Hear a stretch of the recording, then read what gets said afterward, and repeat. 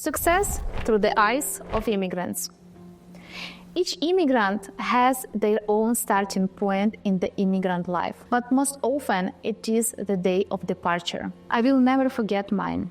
I remember that feeling when I realized that this is possibly the last time I see my family, my friends, and my home in Ukraine. Immigration isn't always a choice.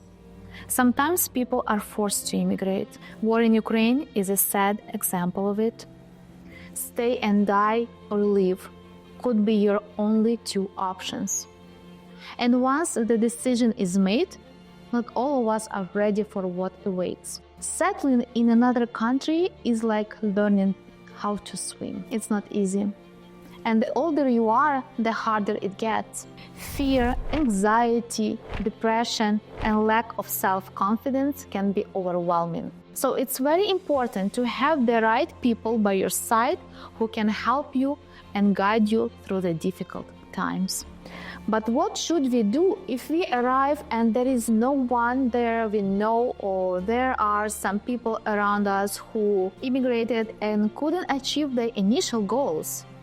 How can they support us and give us the right advice?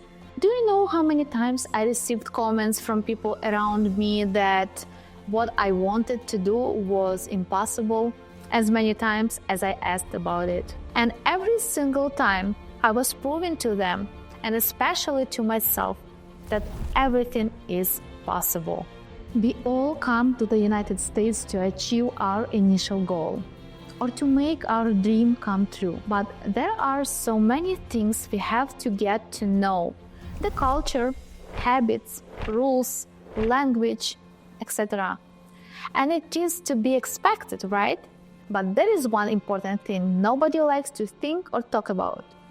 We also have to face a number of psychological difficulties. That's where we must decide if immigration is something we really want. I started to question why some immigrants become successful and some did not. I researched, I observed, I interviewed immigrants and came to the conclusion that not everyone is capable enough to adapt to new realities. The process of adaptation is very important on our way to success. Our success depends on how we overcome that process. After moving to another country, we have to build our entire personal infrastructure from scratch. The adaptation to a new place may take longer than we expect.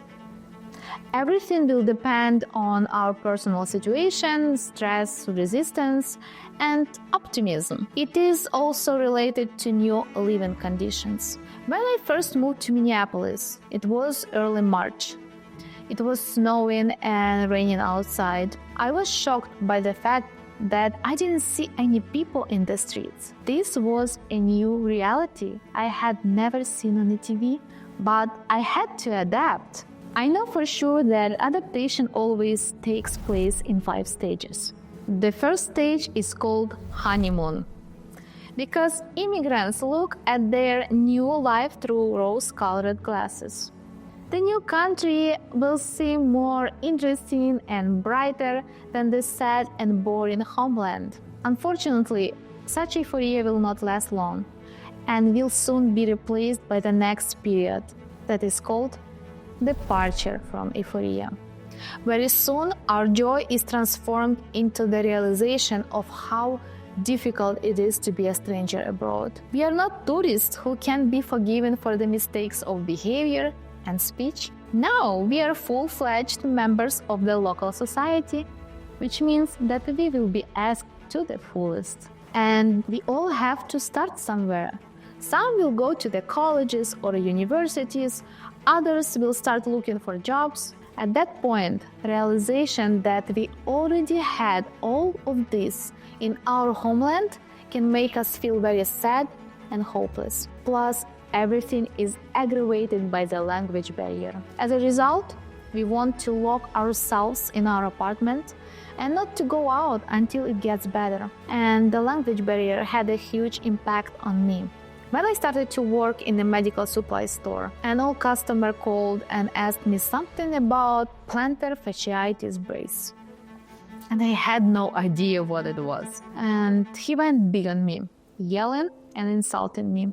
But I could barely understand him at the time, and it made me want to hide and not to talk to anybody anymore. We feel alienated and start to communicate only with fellow countrymen. That's when we approach the third stage, that is called disappointment with the new environment. This stage is the main one.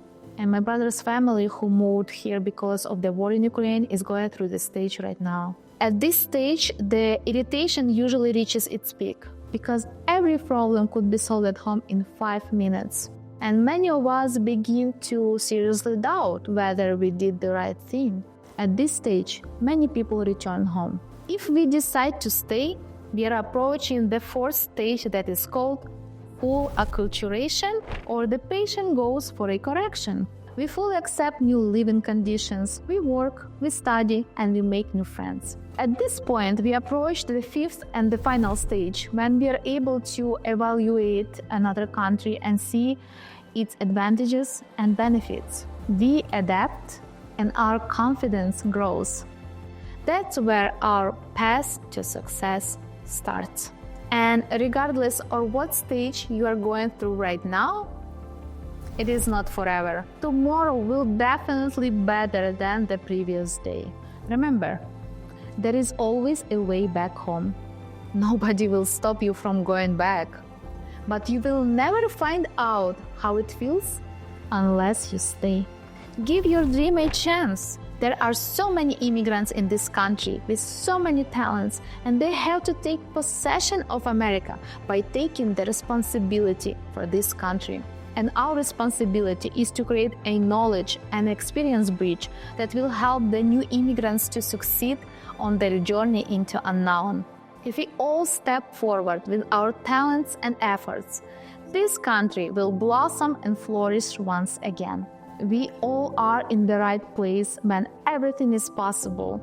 If I didn't believe it, I wouldn't be standing in front of you right now. Be motivated, stay resilient, take chances, and always remember what brought you here.